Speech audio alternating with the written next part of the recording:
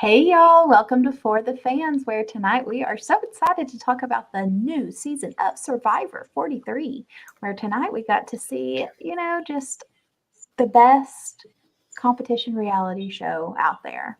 And they showed why it's the best competition reality show. I thought it was a fantastic premiere.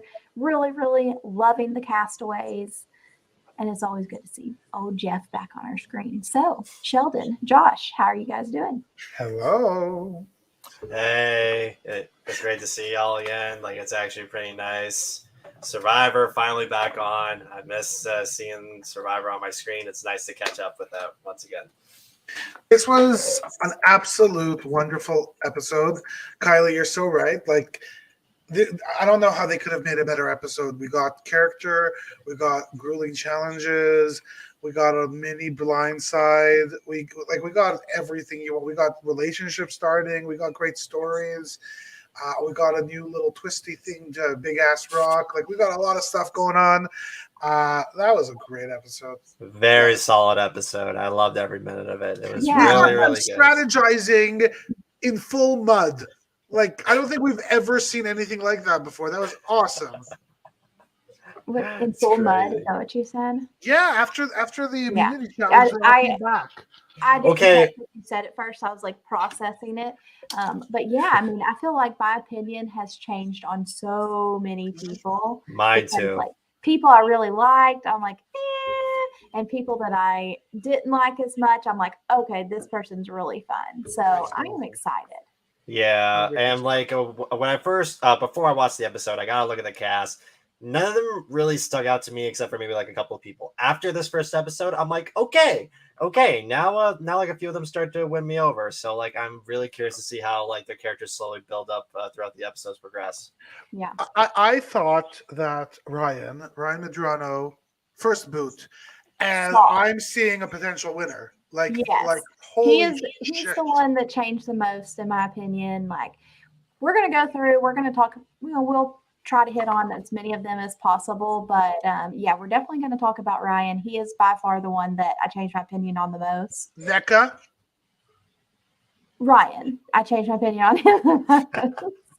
So this is how we're going to go through it today. Instead of going just completely chronologically, we'll talk about the marooning, then we're going to talk about each tribe, and then we'll go from there. So we get the marooning. Old Jeff back on our screens, doing the random call outs. I do want to say that on one of the podcasts I listened to, they said something about how on 41 and 42 that Erica and Marianne were both asked a question by Jeff, either first or second.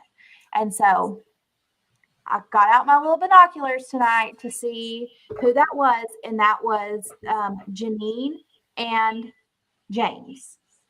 Huh. So James was my original winner pick. So I don't know. We'll see if that holds true again. And what's funny is that Jeannie and James are part of my pool pick for the fantasy league. So it's just it's quite convenient how they picked those two, and those two were already my good picks. They got a good taste, so good for them for that. Do we want to get all into your taste, Josh? Because I think you also told me that you had the first vote too. So we'll talk about that in a minute, okay? We'll talk about that in a minute. All right, but and then on Twitter, I saw somebody saying Survivor is the only show that can basically get on the air and for the first 10 minutes brag about itself, because they're when did you start watching Survivor? Tell me your story. Tell us all how great this show is. I was there. Want to be here so badly. I was there when Richard Hatch sat on a rock. that would have me dying. I have to say, I don't love that. I that's not my favorite part of the show at all. Really? To me that's a really dangerous kind of a question as well from a player point of view. I don't want to go out there and tell people I've been watching Survivor my entire life. That is a scary sort of a thing to say. I would not be comfortable saying that as out loud as much. So sorry, keep going. No, go ahead. Well, I was gonna say, it's funny because on Big Brother, I feel like they really, really try to hide, like, if they're a super fan. But on Survivor, I think we've gotten into this new era of casting where they basically don't cast recruits anymore. Now it's people that know the show, and it's people that have these stories. And so I feel like each person is selected so like meticulously that if you come out there and you're like, I don't know, I've never watched Survivor before, they're gonna be like, bullshit. And they're gonna call your bluff. I also have to say, from a production perspective, after watching 2 Big Brother seasons in a row, BB Can and BB, the fact that there aren't 3 episodes a week, the fact that they've got months and months to actually edit this, put this together, like, it is, the product is night and day. Like it is, like, visually, it is just fundamentally night and day. And honestly, from a storytelling perspective, the fact that they don't have to create episodes live is such an immense advantage for Survivor. Like, it is just so I fully much agree. so, such a better product.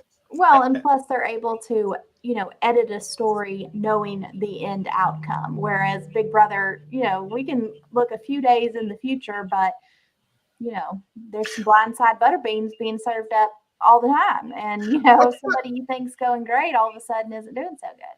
I know we should be talking about Survivor, but like, is there a real, like, outside of people, super fans watching the feeds, what's the benefit to actually having Big Brother happen as we watch it? Like, imagine what stellar quality a show we would actually get if they tape it similarly to Survivor. But I mean, do you get the same show? I mean, do you get the same story? Do you actually get what really happens? Because, like, do you think that this season is edited in a way where they show Taylor being bullied and stuff, knowing Yeah, that I she's think we Absolutely in not. Final 3? I think we absolutely do see that. Because that is an immense part of what happened to Taylor. But I will argue, like you're right. We don't get in Survivor. We do not get what really happened. We don't get that. We get an edited version. You're absolutely right. But I'm also, I don't care. I'm a fan. I watch a TV show just like I watch Grey's Anatomy. This is how I watch Survivor. Great show. Like I don't care. Like, I'm fine if I'm not getting the full truth and the whole truth, Yeah. nothing but the truth. Whatever. It's entertainment. Yeah. Okay, what happened tonight? I'm so excited. So back to Survivor. So we immediately jump into this reward challenge, very similar to what we've seen in 41 and 42, in that they're immediately going to compete for their pot, flint, and machete. And we see the Vesey tribe, that's the red tribe, pull out this victory. Really, it was like anybody's race because all 3 of them were on top of their little cube trying to pull it down. And Vesey, that's who we'll talk about first, and that's who we're going to concentrate on. They win this because of Cody's suggestion of, hey, stick the flint in there and That was smart. And I was like, okay, Cody. I mean, I feel like I had to defend him so much in the cast assessment against Kevin, and yeah, thanks, Cody. Oh, Thanks for being wow. awesome. Yeah, I have to say he didn't annoy me as much as I thought he was going to annoy me today. And that may come next episode. And I think it's going to come. I would it's at least he's self-aware about the salesmanship and the fact that people don't really like salesmen because they're fucking salesmen. But it's very hard if that's who you are to hold it back. Now, I don't think he will. Now, I have a curious question because, like, I've noticed that, like, later on that Cody mentioned that Justine and him have a conversation about the fact that, like, both of them are like, well, like, she told him that she works in sales, and him being a sales representative of himself. Is having the same occupation as somebody else considered an advantage or disadvantage? Well, the advantage is he's not telling anybody that that's his job. Like I don't know if I would go out there and say that I do what I do. I don't think I would say I'm a teacher. Period. Full stop. Like I do think there are certain occupations that come along with it a certain perception. If somebody says they're a neuroscientist or a neuro doctor, they think you're rich. If somebody thinks you work at Tim Hortons or Dunkin' Donuts for the States, they think you're dumb or you're whatever. None of these things are necessarily true on either But side, there's by the way. definitely stereotypes, Yeah. and just like you have to be careful if you're a therapist. Like I think that there's so many things that you do have to tread lightly on, and I like seeing this from Cody. And I actually didn't pick up on it at the beginning whenever he said his occupation, that he didn't say that he was a salesman.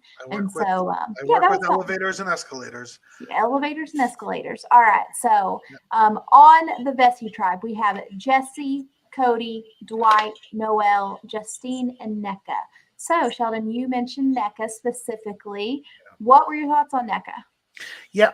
So I think the first 20 minutes of the show, I was like, holy crap, I really, really like NECA because she seemed to really get along and embed herself well within the tribe, which is really, really important, especially at the beginning. And I was a little bit scared that she would be trepidatious to do any strategizing or actually say to somebody, yeah, I want to work with you. And she kind of did. So to me, I'm not necessarily sure that she's going to be the brains of an alliance. I don't know if she's going to be wheeling and dealing, but she wasn't reticent to say, yes, let's do something, girls. Let's do something. She wasn't afraid of that. So I kind of like it. I really like it. And it wasn't let's do something, girls. It was let's do something. I forgot their names. Jesse and Cody, I think it was. Yeah. Something with Jesse and Cody and her.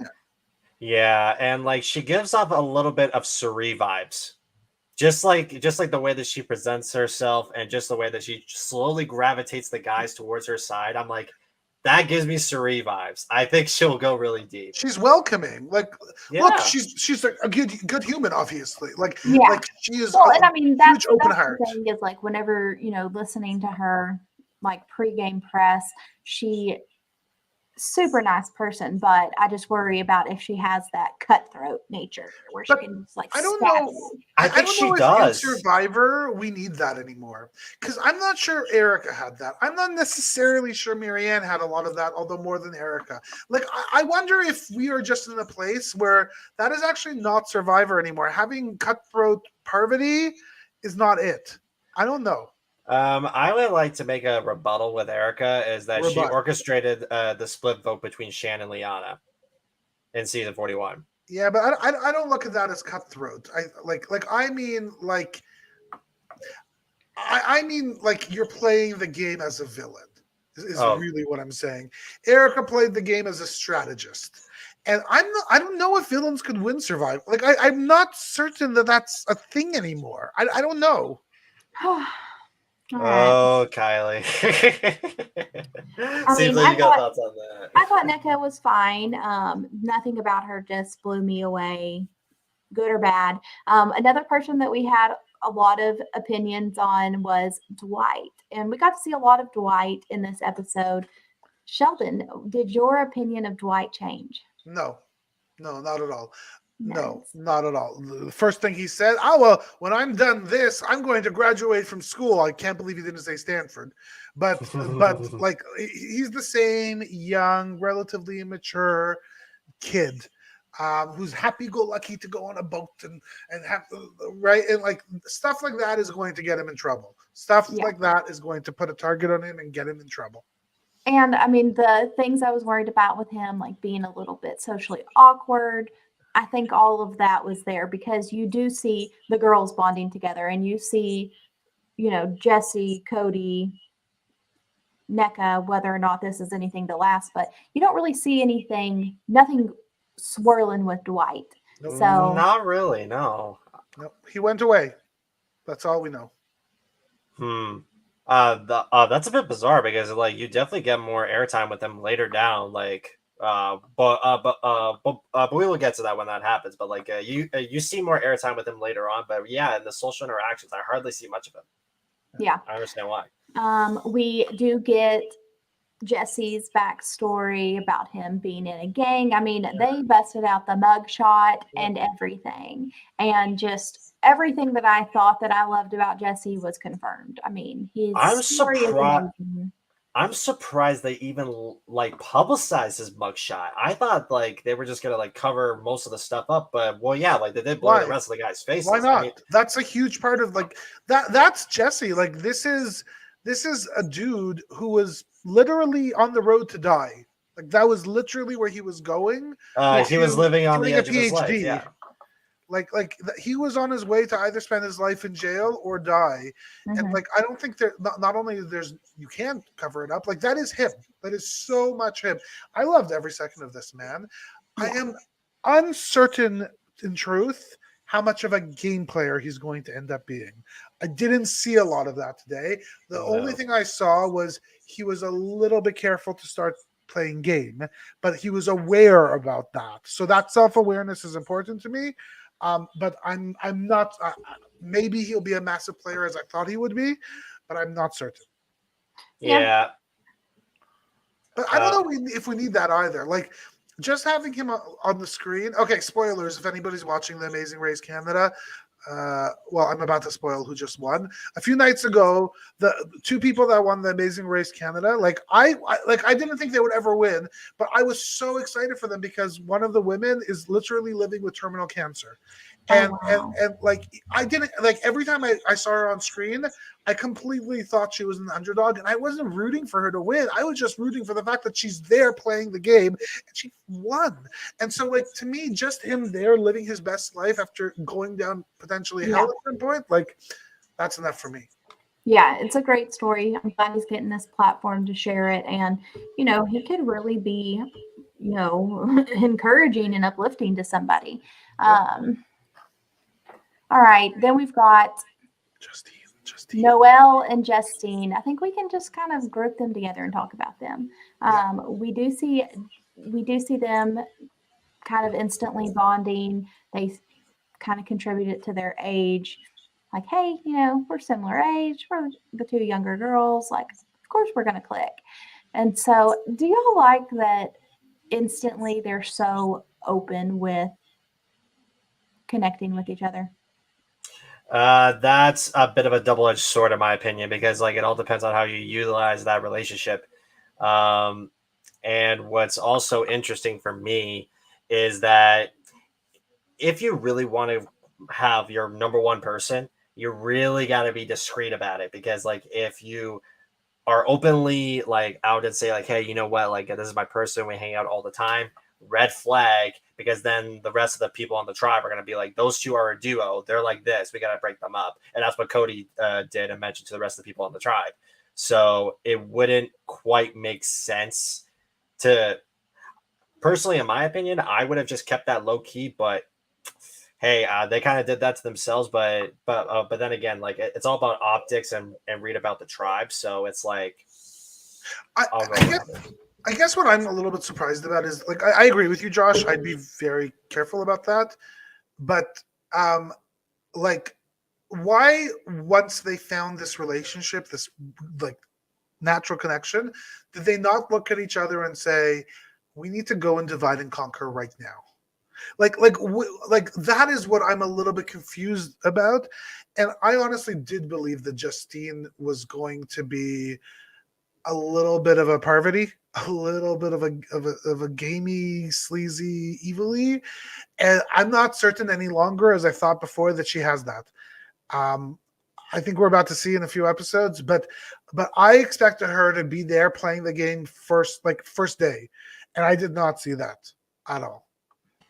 Yeah, I mean, some of it I don't know if like we from their tribe we kind of concentrated on so much of the shelter building, and so I don't know if like we didn't get as much from them, and maybe next time it looks like we might get a little bit more.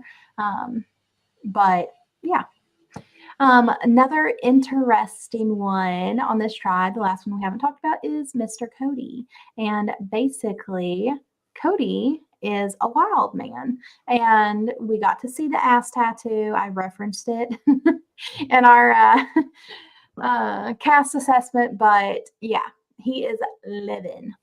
But what did y'all think about his energy in this first episode? I love this man. He was a lot, and I was eating up every second of it, and I can't wait to watch it when he gets when he self-sabotages himself and he's out that door. But I think we are about to get, 3-4 episodes of fun stuff and then destruction. And I believe it was living with 2 or 3 exclamation points. That's a whole lot of living.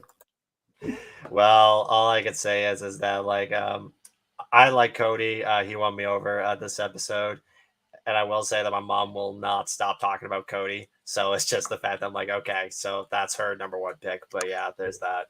She'll stop talking about him when he's gone. So don't worry. Oh, I don't know. Yeah. I don't know if we lose him that quickly or not, but I'm still confused about Cody's accent because he honestly sounds Cajun. And so I'm very, very confused because he's from Iowa. Now he lives in Hawaii, but he sounds a little bit like he could be a Hans. So I'm not sure what's happening with Cody. He doesn't look like a Hans, okay? No, he doesn't. Thank goodness for that. Hanses. All right. And I did pause on Cody's ass tattoo just to get a close up of it. Wow. Wow. When I was, I'm not going to finish that story, but I used to do that when I was a kid when watching certain movies. It was not good. This was pre-interwebs. No, I actually did not pause it, but I saw it on the Twitter where somebody had a screenshot of his ass tattoo. And so it wasn't me. I'm not the one that tweeted it out. So Shame. Twitter's hilarious. That's all I gotta say. Twitter's horrific. All right. So we do see them really, really struggling with their shelter. Eventually the roof falls in. They struggle getting fire. This is the tribe we were worried about. We were worried that they were going to be on the struggle bus, and we instantly kind of see it. But our girl Justine does pull it out, and she almost catches herself on fire first. Well, I wasn't sure what happened there because like the whole thing. Well, first of all, the whole thing fell down and then it sparked into flames. And I was like, did the thing falling made the flame happen? Like, what was that? I don't know. Maybe it was just the wind that, when the whole shelter fell down and then all of a sudden I don't know. I'm trying to make it make sense. It didn't make sense, but it happened. Yeah. So they finally get their fire. I don't know if they have a shelter, but that's pretty much what we're going to get from them. Not much else because they are obviously going to end up winning immunity here in a little while.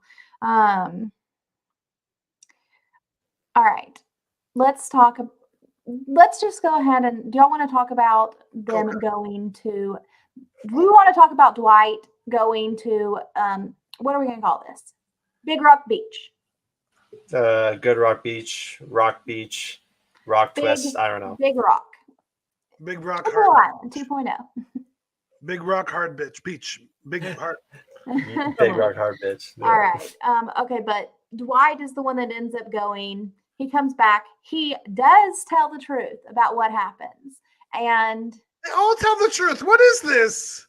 And they don't believe him, or at least Cody doesn't believe him. Cody doesn't believe anybody, okay? Because then, I mean, when he shows that he has lost his vote, like, I think if you risked it and you lost, you've got to come clean. Yeah, so can we take a step back? Like, what do y'all think about this whole twist? Because first of all, I thought it was extremely complicated. And I listened to the instruction twice, and I was like, I don't fully get it. Maybe it's just been a long day. I don't know what's going on. I've lost a few. Like, I thought it was complex. Do you guys like this twist? I mean, it was basically the same thing of what we got from 41 to 42. Just the only difference was instead it was private, it was public. It was basically the same twist. So it's like, I mean, I kind of get what they're trying to do, but it was like, come on, guys. You basically could have done the same thing for the third time, but I guess I didn't want to do it again. I mean, I liked it having a little bit of a different play, and the fact that it is public, because now they're like, hey, well, we know Gabler's got an advantage, which everybody on Gabler's tribe already knows he has an advantage, and by the time the merge comes, but then, that creates a whole nother aspect of it. Like, are they going to assume that they're all lying about Gabler's advantage, or, there's different things that can come with that.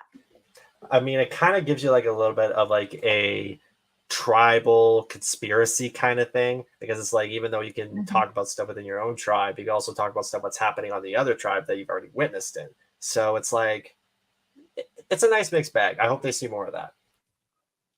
Yeah. Yeah, I have to say I did like it. What I was a little bit disappointed in was the fact that the three of them didn't seem to take advantage of the fact that they had time with one another, and they didn't seem to share what's going on. And yes, it's super early in the game, and maybe there's not a lot to share, and maybe that's why we didn't see a lot. But it seemed to get as though, like, even Carla at the end of it, she said, "Yeah, I'm not going to see y'all there." Like it was such a wasted opportunity. You don't have any clue if you're going to see them there Well, or but I not. mean, we don't necessarily know if they didn't talk any and share any information, but that trek across those mossy rocks was a lot more precarious than the trip up the mountain or the hill because It looked really dangerous. Like somebody could really get hurt. yes, like for real. I have walked on like moss covered rocks before and it is super ass dangerous. And so I was like, somebody is going to hurt themselves. I fully agree. And I think, yeah, like I fully agree with both of you. I think they probably had some strategy talk, but maybe it didn't make the episode because it wasn't relevant, I guess, or maybe they all got eliminated No. early. Which makes me believe that three of them are probably not going that far. So it's Well, not yeah, I can mean, see two that. of them may not be there long. Yeah. I'd be willing to bet my rocks onto which two are not there as long as the other one. Who? I would say that we lose Gabler and we lose Dwight before we lose Carla. What do you mean? I've never seen a player like Gabler. He's brilliant. That's So, such cap. somebody made That's such cap. yes, somebody made a comparison that Gabler is Frenchie if he went to medical school. I'm sorry. Yeah. Again, Gabler is not a doctor. Gabler is also a salesperson. What is Okay, it with but the salespeople? anyways, it's funny. So he definitely gives some Frenchie vibes. A little chaotic, a little what the fuck are you doing? All right, so Hold let's on. Do you want to know what he reminds me of? Who? Brad from yeah, from 41. Yeah. yeah, he gives some Brad vibes for sure. But I didn't think Brad was weird. I just thought, Brad was a country bumpkin. This dude's weird. Both of them are kind of weird in my opinion, but teach their own, I guess. All right, so any more thoughts on the Vesey tribe? No. Full stop. Full stop. Let's go to Kaka. What? Kaka. Isn't there a Kaka or a Coco or something? It's Coca.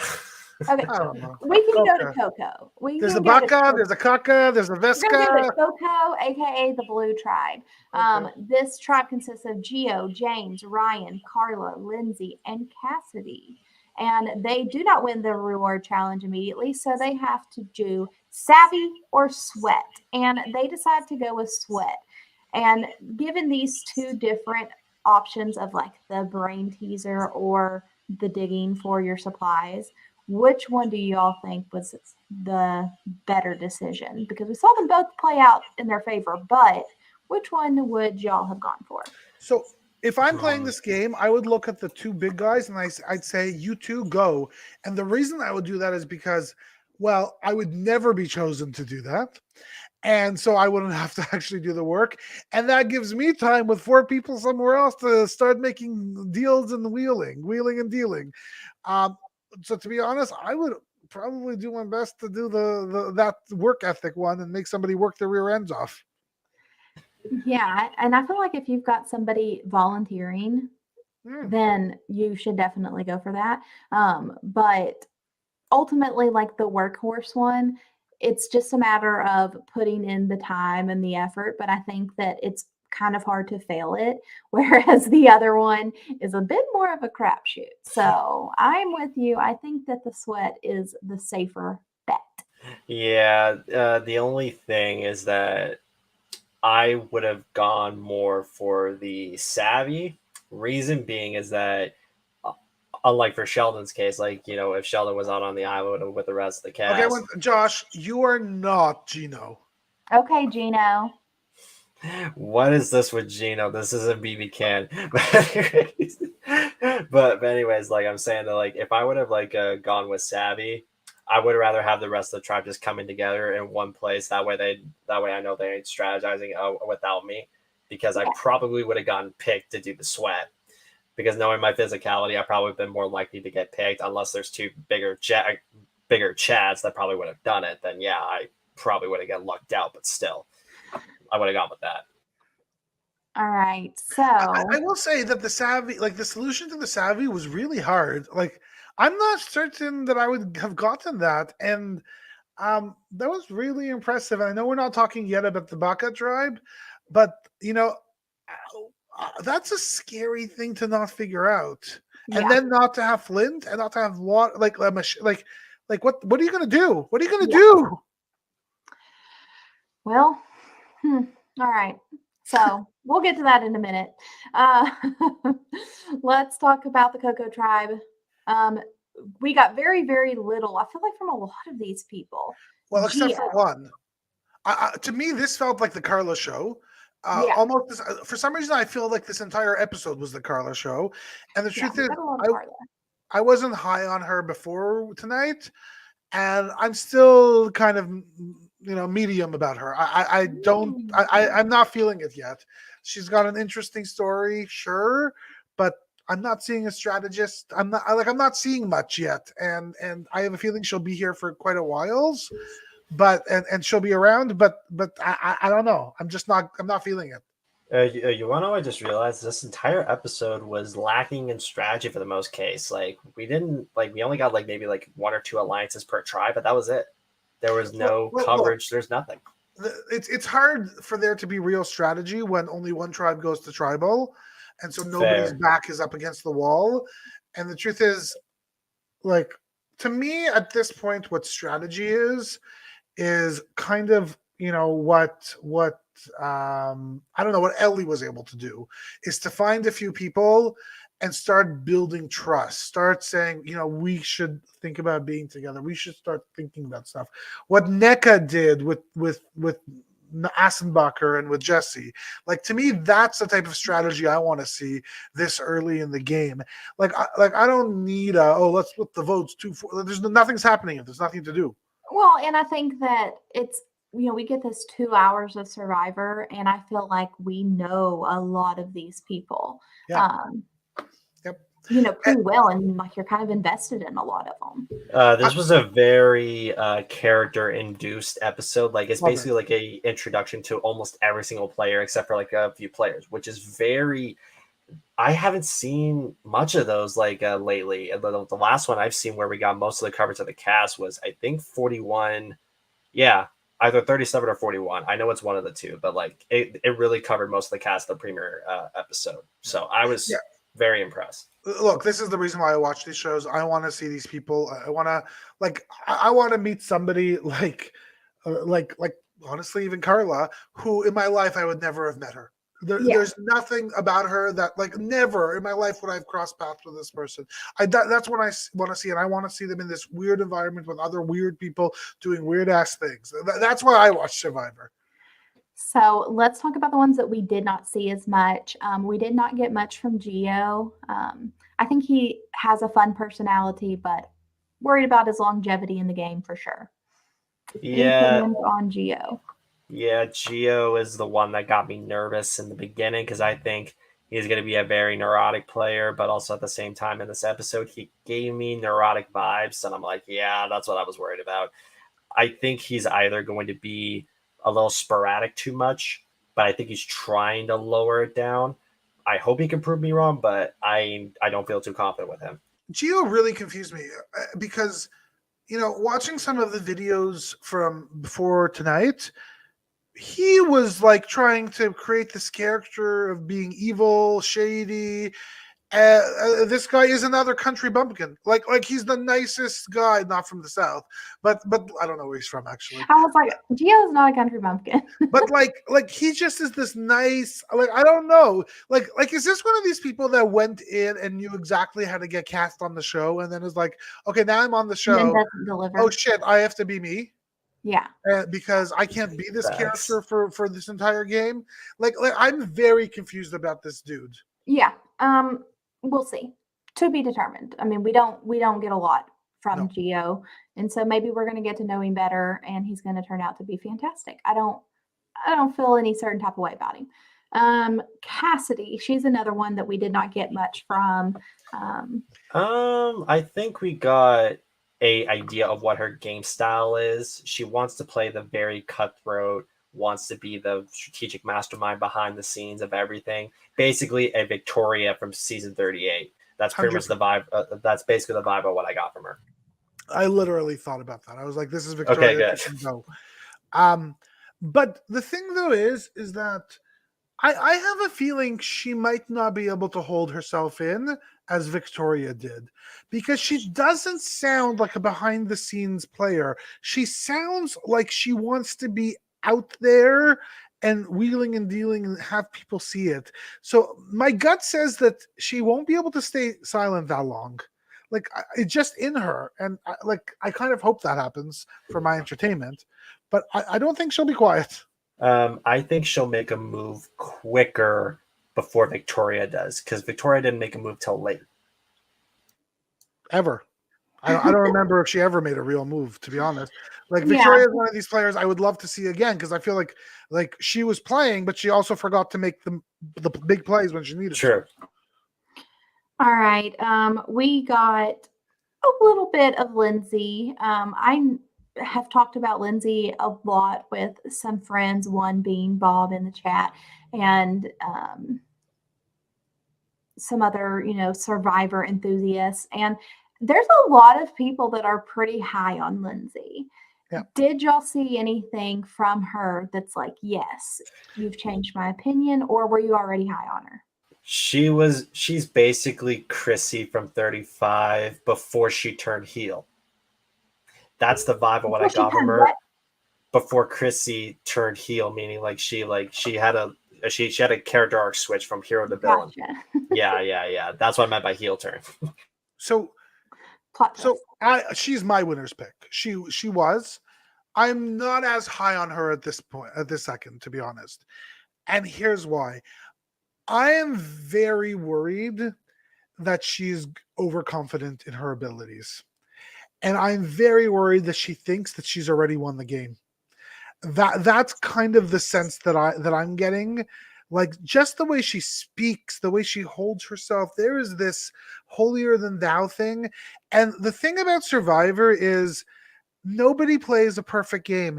Everybody loses people they want to play with. Everybody gets backstabbed. So I have no idea how she'll be able to deal with that.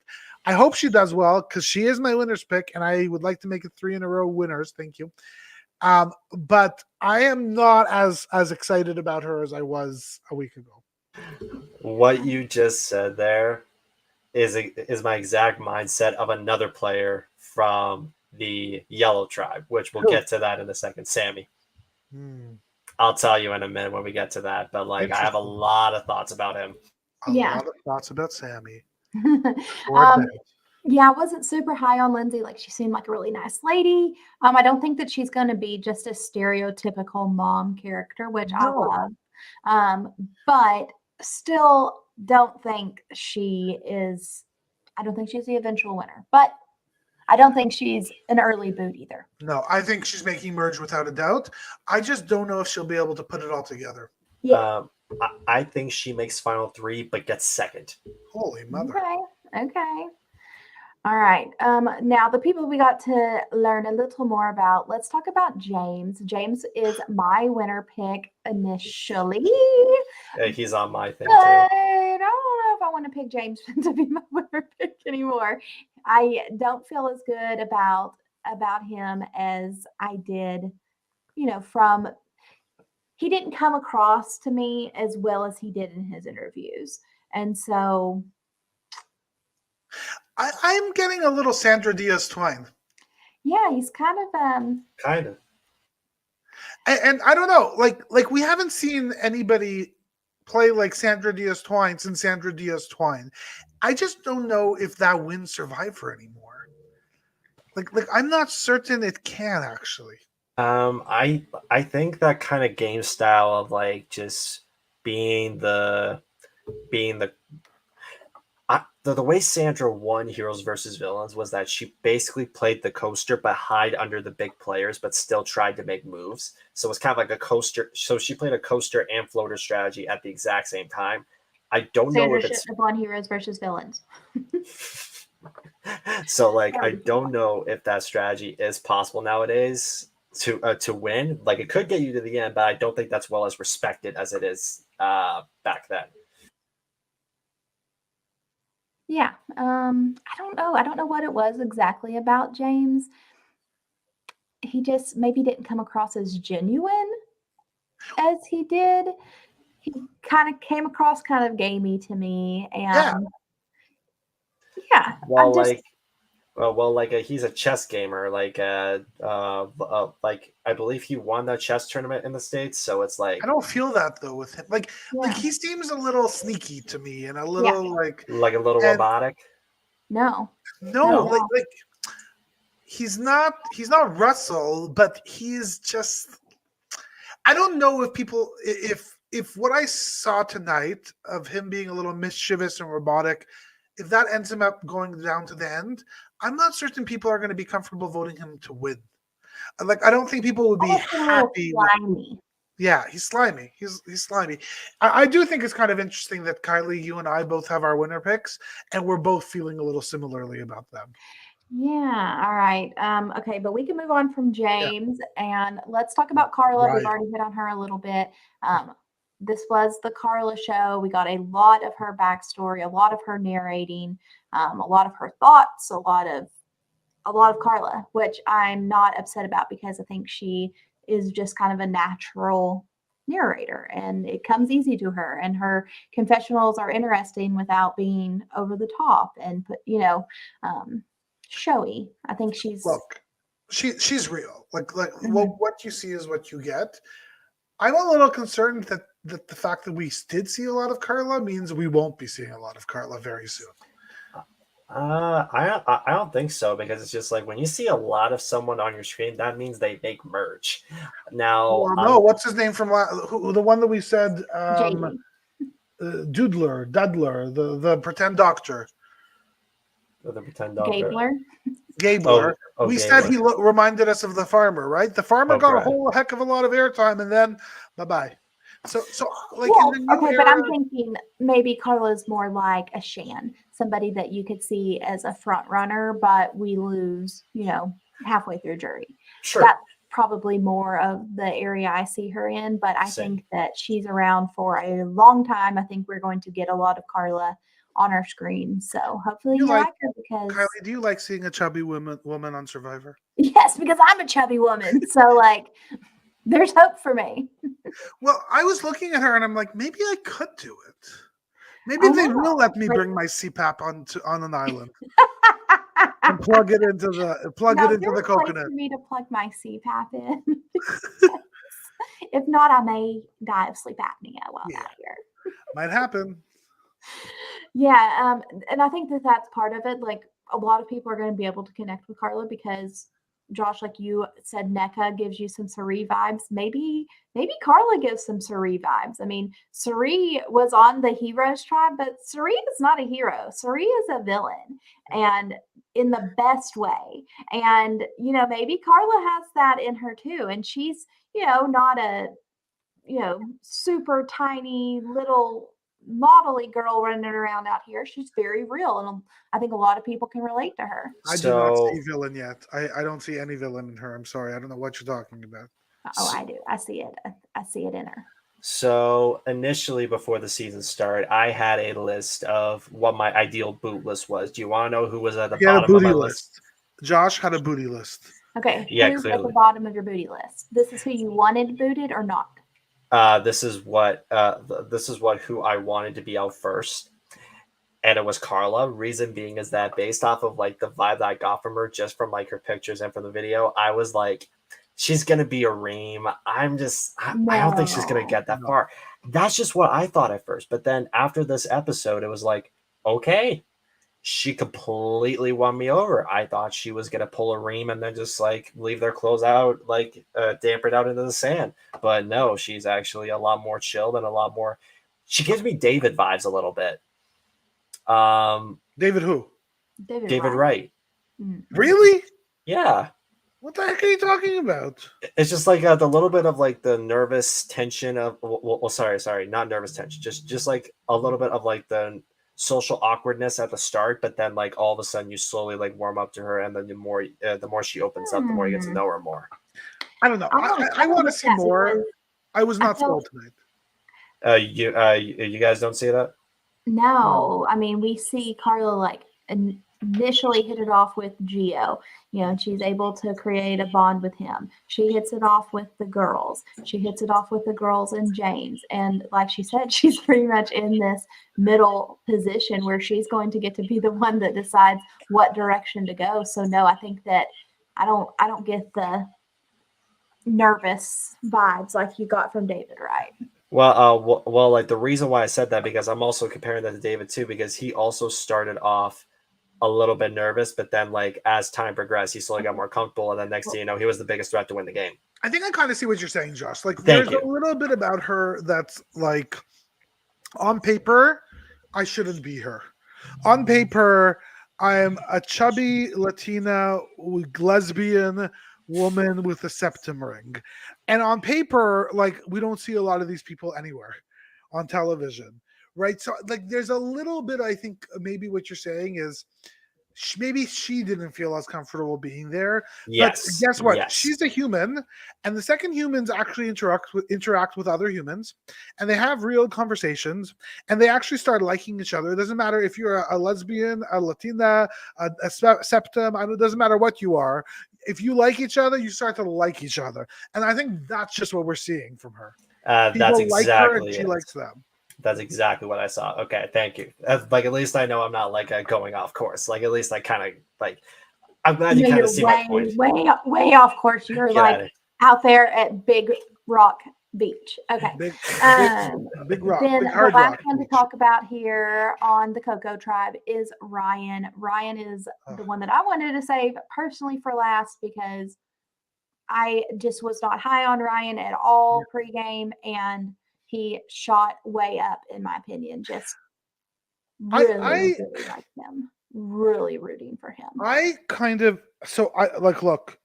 do this every time we do a cast assessment, and then I watch the show and I say, holy shit, I was wrong. I was so wrong on Ryan. I thought that he would not be strategic. I thought he would not be intelligent. I just thought that this guy was muscles, and maybe that's it. And I got a full 360, beautiful human being who might win this game. And let's go. Yeah, I mean, just like personally, him telling his story about like being premature, having CP, like his mom having to take him to therapy every week, like not walking till later in life, just everything about it. Like, I've shared that my daughter's special needs, and, like that's a lot of the life that we live. Like we do therapy, we, have all of these things of, hey, the doctors think this, and like having somebody to overcome it, like seeing, we talk about like a lot of people being represented on TV. And, I think that somebody coming in with a disability, not just a disability like Noelle's, but, cognitive and physical, like, it's a CP is an all-encompassing disability. And so to see somebody come in like that, I was just like, I don't give a shit about who I drafted, who I picked. I am fully on board Team Ryan. 100%. Kylie, do you know anything about, like, I don't know much about cerebral palsy. Like, is it not just a neurological thing that impacts your body? Is it a brain? Like, I don't understand enough about it. Do you know? Does anybody know? It's a brain injury, basically. That impacts what? Well, it can be wide varying. It can be, deadly to, wow, somebody like Ryan who's competing on this show that's overcome these things. But, like I'm talking about, he's got a few seconds delay where he kind of has to process things. CP has a very, very wide range in that it could be, it's kind of like somebody being autistic. You can have an autistic person that's completely nonverbal to an autistic person that's very high functioning, and you don't you would never even know that they're autistic. And Huh. so CP is like that also, except that you do have physical impacts with CP. So Well, look, he was inspirational to me tonight. inspirational. Because listening He to his was. story and then literally looking at him and his body and his brain and hearing how he speaks, watching him compete in the challenge, like this guy is the total package. Mhm. I don't know, I am very high on this man. Who ended up Fully on board. He is who I want to win. I am not going to change from that. I want Ryan to win the game after episode 1. Kylie, who has him in our draft? Me. That's why. No, but that's not why. But yeah, love him.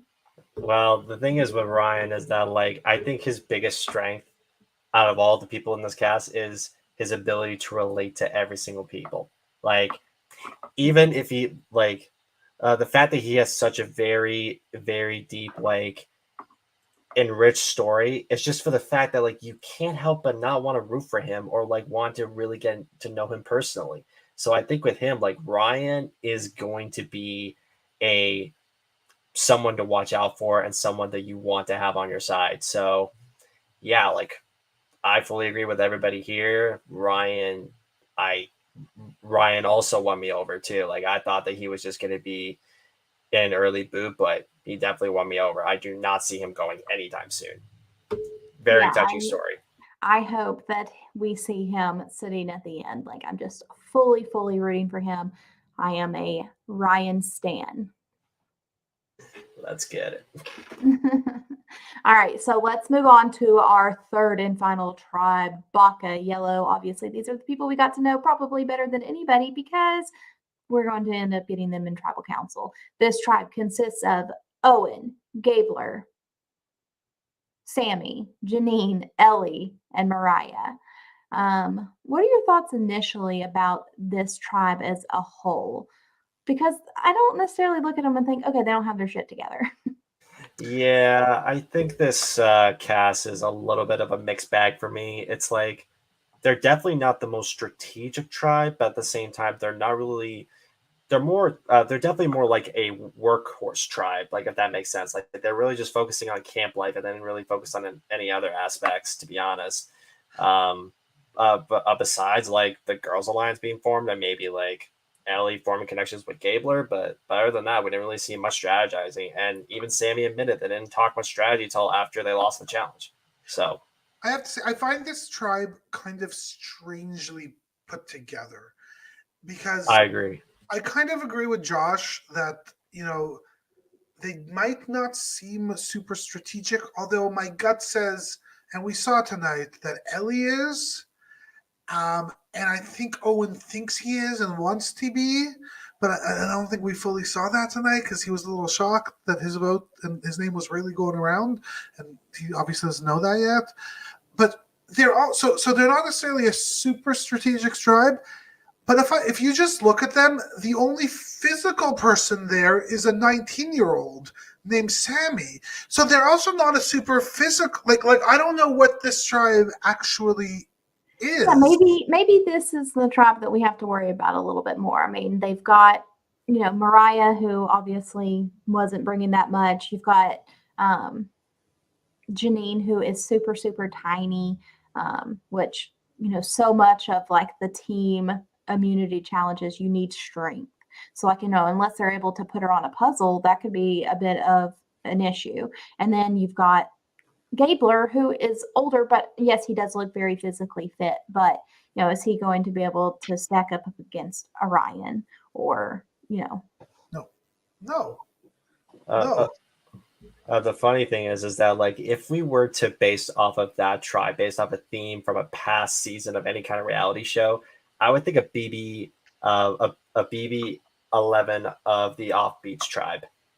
I literally picture them just being having the name as just the Off Beats. Yeah, no idea what you're talking. Okay, sure. There are also no tribes on BB. Is this like an alliance, the offbeats? No, They separated them based off of like their personality types. I remember it vaguely, but I don't remember specifics, so I definitely can't comment on that. like I'm gonna briefly touch on that real quick. Like in BB11, they had a twist where like they get divided up into 4 cliques: the athletes, the populars, the nerds, and the offbeats. The Baka tribe, I saw them as the offbeats tribe, as a little bit of the oddballs. That's kind of how I picture them with all of them, except for Sammy. I don't think Sammy is an offbeat. I don't think Ellie is an offbeat. I don't think Janine is an offbeat at all. Like these are your like you got your jock, you got your brainy psychiatrist, and Janine. I don't really know much about her still, so I don't know. All right, well, let's talk them getting into their beach. They decide to go with the savvy option to get their supplies. And I was worried because my brain, I was thinking like, okay, I was not even thinking about adding digits to the number. I was like, you got to figure out how to make the first number a 9. Yeah. So yeah, that was scary. That was scary. And I have to say that Sammy showed up. Sammy showed up. And I thought he would be pretty useless and hated and not liked. But that was sort of the beginning of, I think, what we're going to see is a really interesting season of Sammy. Yeah. I think like, okay, now here's my take on Sammy. Sammy first off, that was brilliant. However, if I was on a tribe with Sammy and if Sammy just pulls that off right away, I would think this guy's a genius. And none of them picked up on that. Oh, I'm sure it was noted. Okay. You're, young, you're strong, you're smart. Okay, I'm gonna file this away for future reference. I don't think it went unnoticed, but there's probably some people on there where you're thinking that, hey, these are the ones that are going to lead us in a puzzle or something, not Sammy. And Sammy, what an interesting little character he was. And he is someone else that I kind of shat on him in the cast assessment. And I have to like eat some humble pie because he definitely performed better. But I still don't necessarily like him. There's just, maybe it's like the cocky 19-year-old in him that I'm just like, ooh, I just don't like it. That is the main he reason. Definitely brings more as a Survivor player than I thought he was going to. Yeah. I don't know. Like, I didn't get that cockiness as much from him, and maybe it was the glasses that toned it down. But look, you see, if I were him, I would also put on glasses. Like I would do absolutely everything I can to be like, no, I don't have muscles. These are just side effects of the drugs I took. Like I don't have any of these sorts of things. I don't know what you're looking at. The difficulty I have with Sammy is he's safe for a while. Like he's not going anywhere. He's fundamentally too strong. Mm-hmm. My question is can he actually establish strong relationships with other people? And truth be told, if I was playing the game, I would get him as my number one very, very quickly because he is a big ass meat shield. Not only does he know how to solve these puzzles, and not only is he a big workhorse, he also makes fire. He does this is the full terrifying package, and I like that meat shield around me. Yeah, I agree with you there. I probably would do the same thing. It's just that like I notice like in his confessionals, he comes across as a lot more cocky than what he's trying to lay off. I'm sure what he displayed was just pure confidence, but those confessionals, I believe, and this is just my conspiracy theory here, I think this is a foreshadow of him being the biggest blindside of the season. I think he's going to get blindsided so hard, it's going to blow up in his face. I can't help it. Just there's something about him that I just don't gravitate towards, but that's okay. I like his decision to say that he is 22 years old because he definitely does not look like a 19-year-old. And so I think, passing himself off just a couple years older, that is very, very smart. Like last year we saw Swathi saying like, oh, well, she's 20 because she didn't want to be 19. But Swathi was very young. She came across very young. And so, I just think because of his build and just, like his facial features, he doesn't look like a teenager. And so I like this decision. Pulling up a Michael Yerger. Except, but there's a big difference between him and Michael. Michael had no personality. This guy has a lot of personality. That was rude, okay? I don't think that's rude. Like Michael was really like very like without affect. Pretty. And we should never put a teenager on the show that's pretty again because that's creepy. Okay. All right. You don't think Sammy's pretty? What? You don't think Sammy's pretty? No. Not like Michael Yerger. You do not like his jawbone. All right. Okay. Anyways, we're gonna move on from whatever you just said. All right.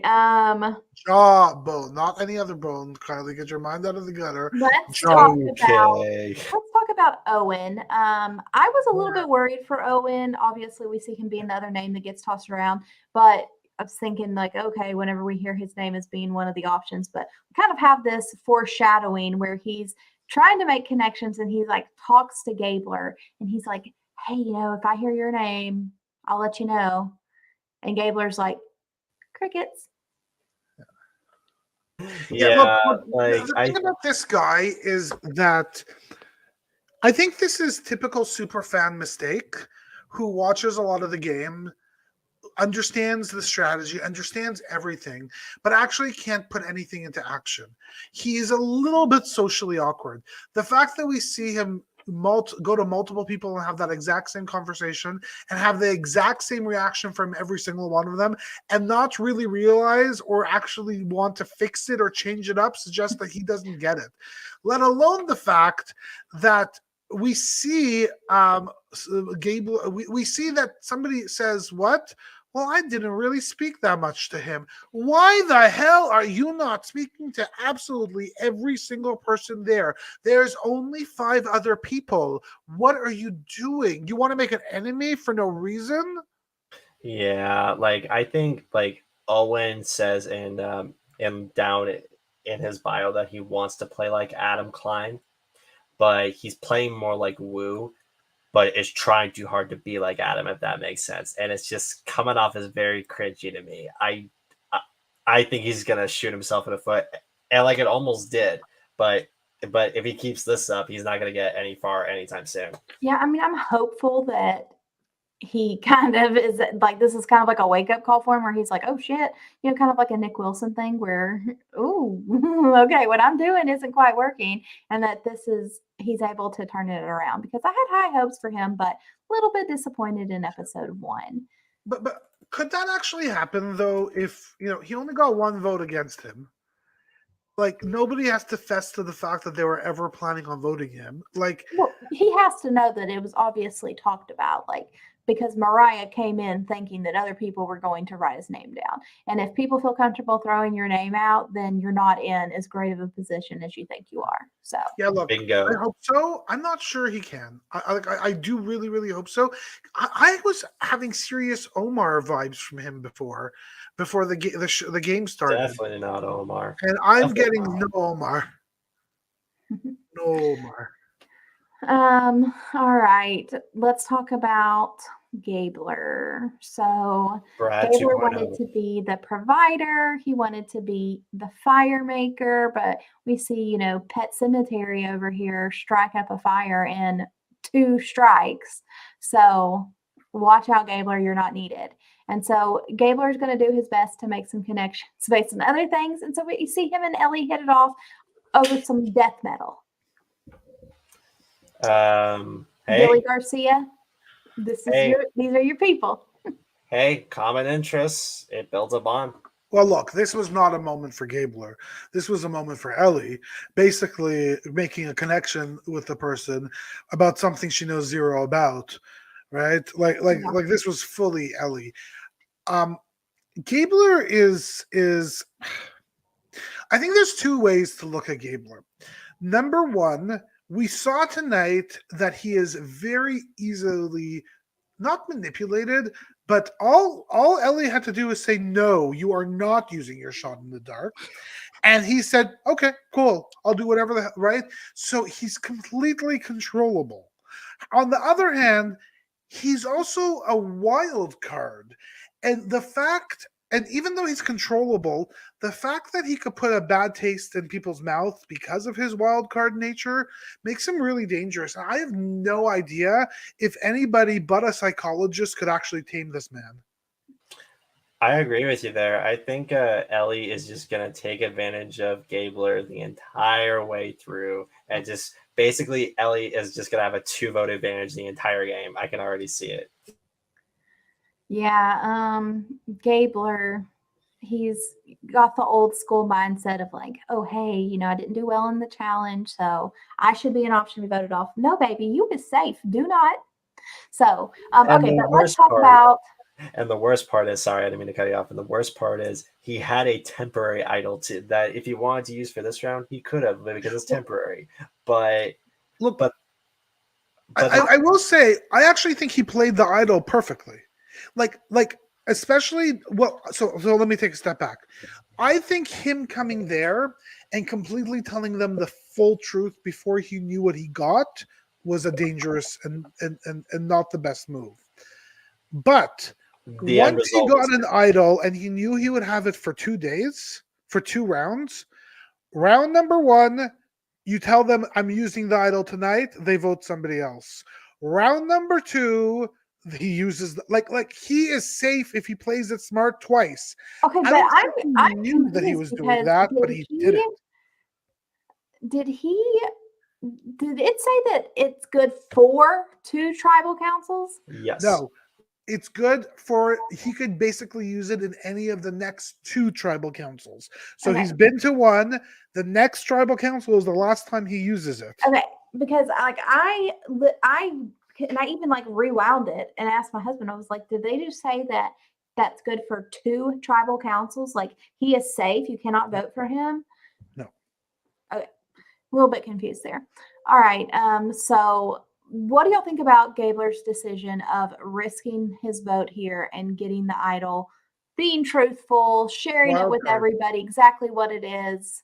Wild card. I agree. It's a bit of a mess. And especially on the fact that when he was up at the decision making with the 2 cards with Dwight and Carla, saying that he wasn't going to do it and then lied about it and said that he was going to risk about it, basically shows that he can easily lie to your face. So again, that's strike number 1. Strike number 2 is that yes, he was open about it and honest about it with his tribe, but that also shows that he is loyal only to his tribe mates. So if a tribe swap were to happen, which is not going to happen, they already spoiled that they don't, but if it were to happen, if a tribe swap were to happen, then he would be shafted very during a tribe swap situation. Or if the merge hits and he's down in numbers, he would be out first because they know that he has something, because Dwight revealed that he lost his vote. So there's that. Yeah. Gabler's an interesting cat. All right. Let's talk about and I'm here for it. Give me more Gabler. If I was on the island, honestly, I'd get rid of him as fast as I can. Me too. Yeah. Okay, let's talk about the women here. Janine, didn't really get a whole lot from her. No. I don't know anything about her still. Except that ultimately she's kind of the one that made this ultimate decision on who was going to go home tonight. So she's got a little bit of pull on the tribe. Which is interesting because Ellie almost flipped the vote to switch it back to Owen. Almost. But then Jeannie decided to switch it back and be like, okay, you know what? It's not going to work out. But she wanted to keep the girls together, which is probably the better move for her game. But logically speaking, I think the right move would have been Owen, because then reason being is that then the 3 girls have the numbers, and then if in a case of a situation, then that means Mike will do whatever Ellie wants, and then Sammy will do whatever Mariah wants. So then at that point, they can just flip the script, and then if they wanted to cut one of the 2, then they're good. Or if they go into merge with 5, they have 5 people to stay together. So I get that, and that might have been one way it would happen. I think they did the right thing. Fundamentally, at this point on a game, on a team that is not at all physically fit. Well, I shouldn't say that. Sammy certainly is, but you need to keep strength. Sadly, this is some of the unadvantage and the unfairness of life and of Survivor. The guys are more fit. That's just the way it is. And honestly, if there is, a Christian Hubicki here, I would have voted him out. Like it just so happens that this is the 6 people that they have. I am not fully certain that the least helpful was Mariah or Janine. I don't know which one of the two, but my gut says what happened was Ellie had a better connection with Janine. And so Yeah. that was just the obvious choice. And from a being able to move on, like, look, we all know that Ellie has Gabler completely. So it's really a 3-2 if they want it to be. So Right. they're fine. I guess you could put it that way too. But then again, like, I just hope that like with their right decision to get rid of Mariah, is that they don't go to tribal council again. Because if they do, They who might. goes next? They very well might.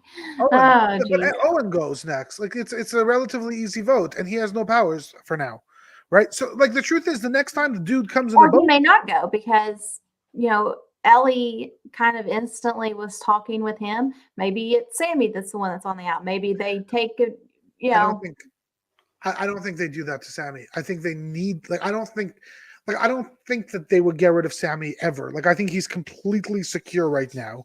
If I was her, I would figure out how do I become best friends with Sammy really, really, really quickly. I think Owen is the only one that would go.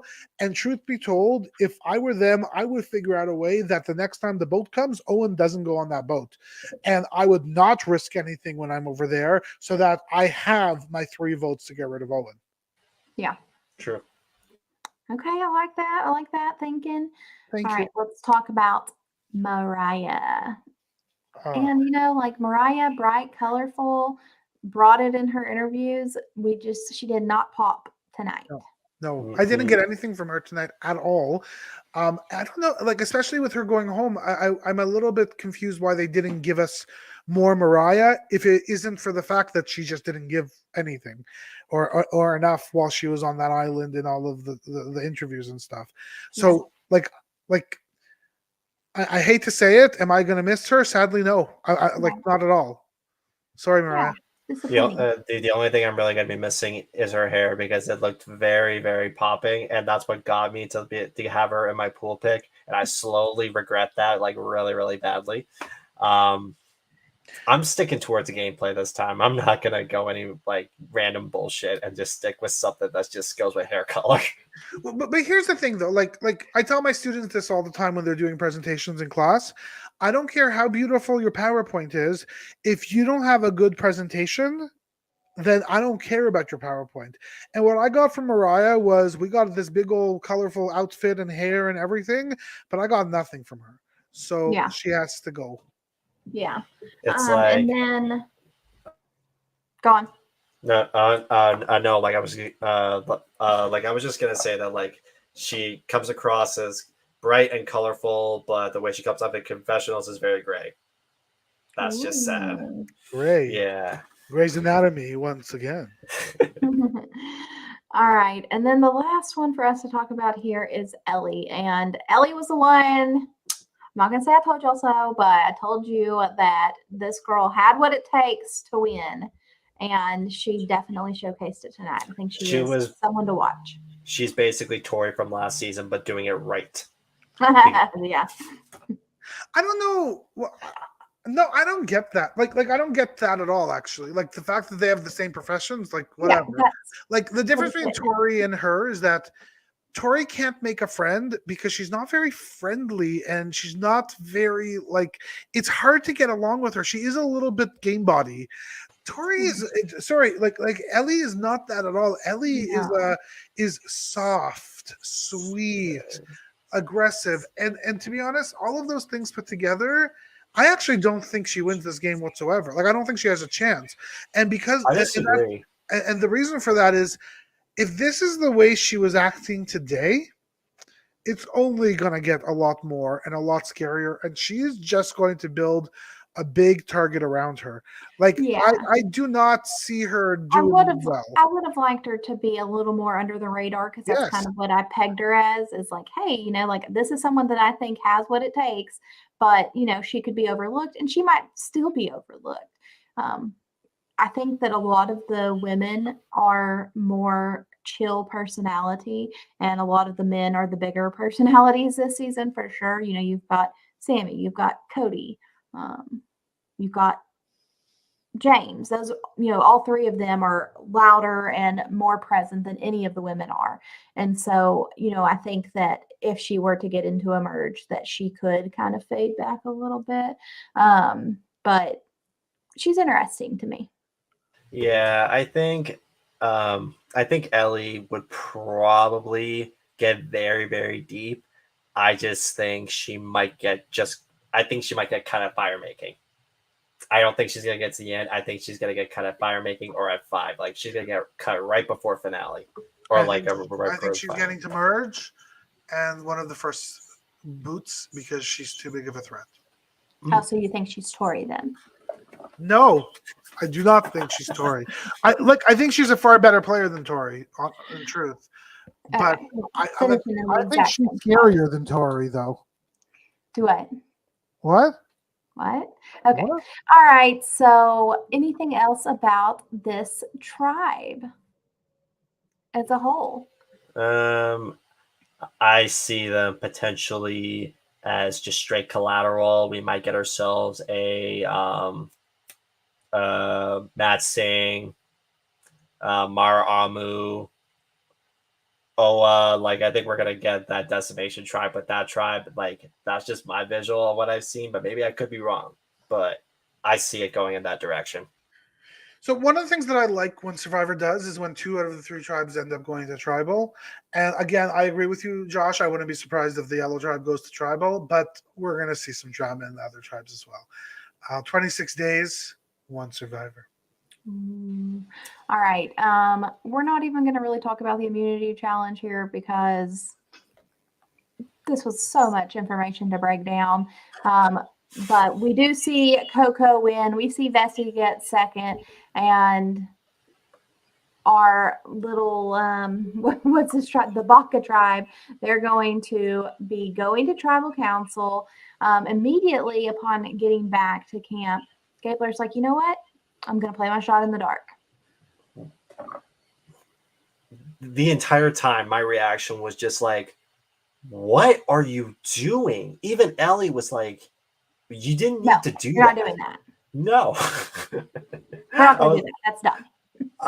I was like, Mike, chill out. You're not going anywhere. You're basically giving everybody to get a shot at you. And even if you were bluffing on that and you were still gonna play your idol anyways, that puts you on the bottom of the totem pole. Like I didn't quite get that logic at all. Maybe it was just a spur of the moment. Maybe it's just him being guilty.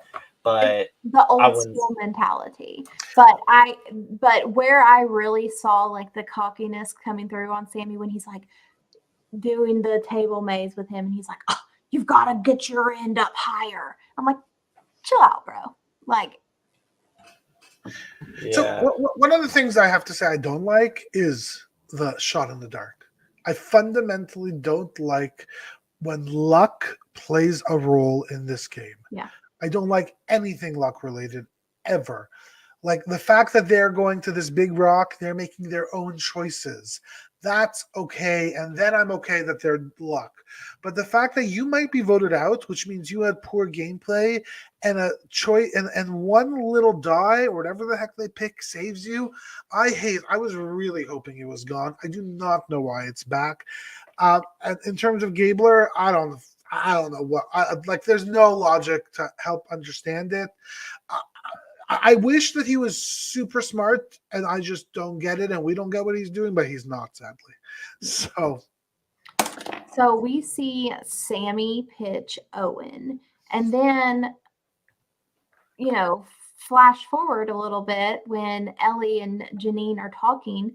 We get Janine worrying about, maybe we shouldn't vote off Mariah because what if the guys are working together?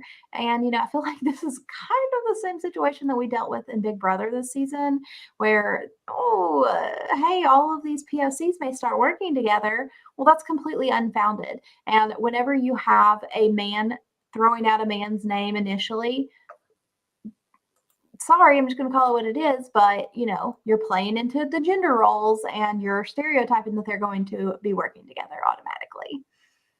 And there's no reason for it. You're muted, Josh. Sorry, I forgot about that. I mean, I kind of understand why they think of it that way, because go back to past seasons of Micronesia, the one world is like female alliances and Survivor work really, really well. And then they tried to do a men's alliance with Blood versus Water, and it didn't quite turn out so well. So I kind of get why they're trying to think of it that way. But we're at that point in Survivor where it's just like, it really doesn't matter. It's like, if you're in the, like, if you make really good connections and you have really solid foundations with the rest of your tribes, then really none of that really matters. And that's what we kind of saw with Ellie, like, offering up Mariah. Like, she felt like Mariah is the weakest of the challenge, and it's better to toss her out over Owen. So yeah, I agree, Josh. Like, I don't believe that Mariah went into making a girls' arrangement thinking that she wouldn't do it. I think it just became clear after the challenge that if she were to do it, she would be keeping on coming back to tribal council. And the fact that she had enough strong relationships and her social game was that strong this early, I agree. made leaving Mariah out of it and going back on the Girls Alliance tenable. I fully agree with that. And like, even then, like, losing Mariah wasn't really a big loss to her anyway. She still has Janine. She still has a Janine. She still has Gabler. And Gabler. The only ones that are really on the outs are Sammy and Owen. So 3v2.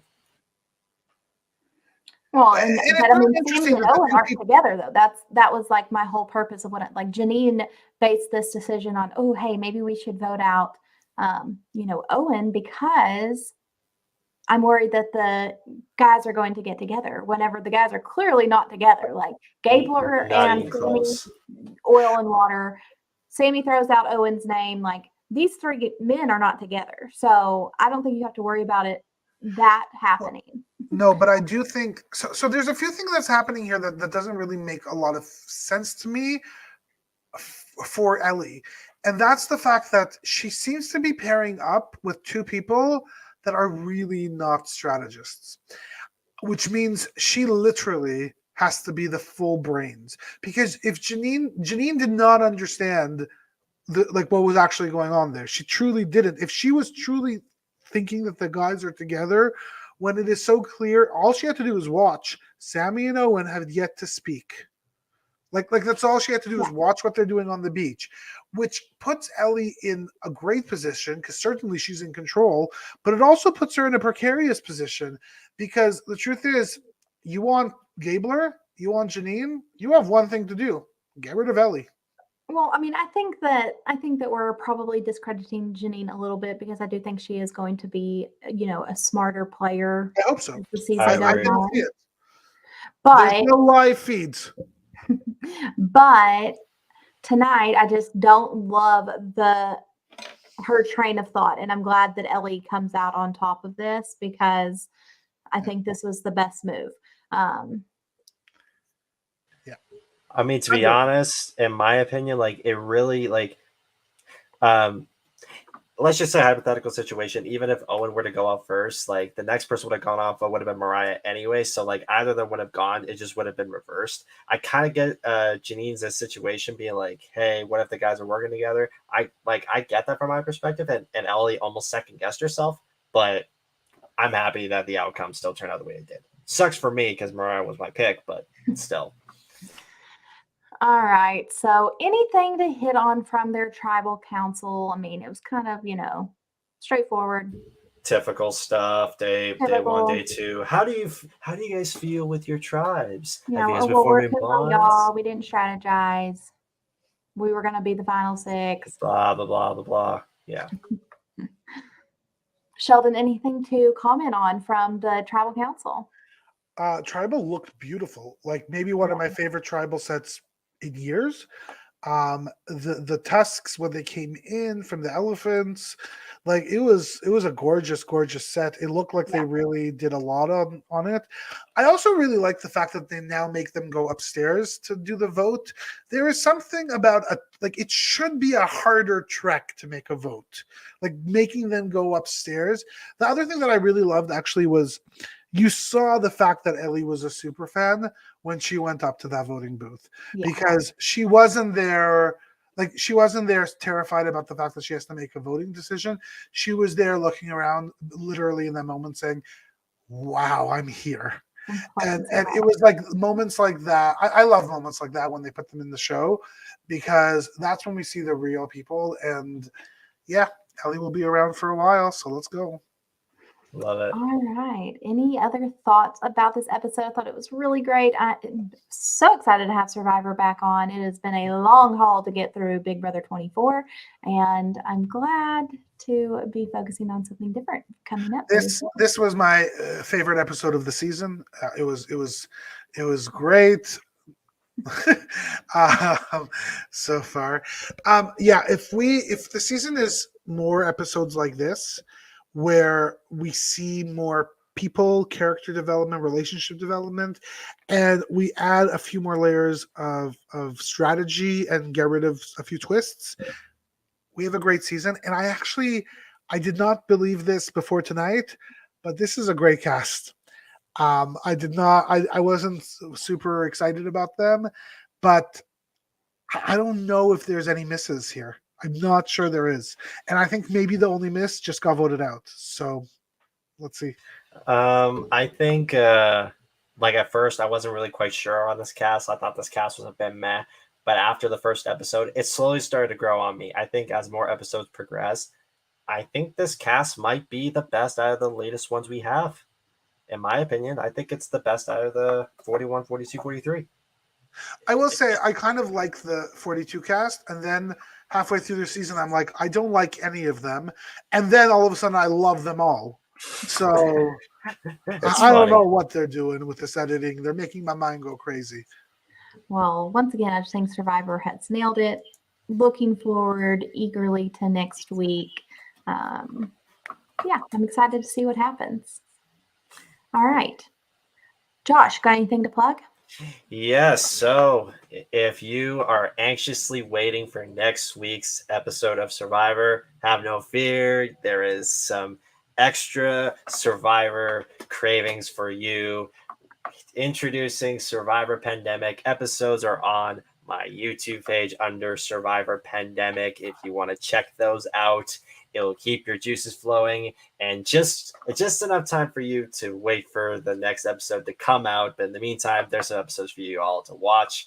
And if you haven't subscribed to it, you should, because there's a lot of good stuff. It's the closest thing to the actual reality show Survivor. So get subscribing, like, and follow.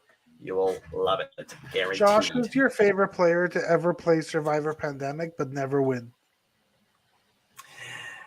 The two on my screen. You have to choose.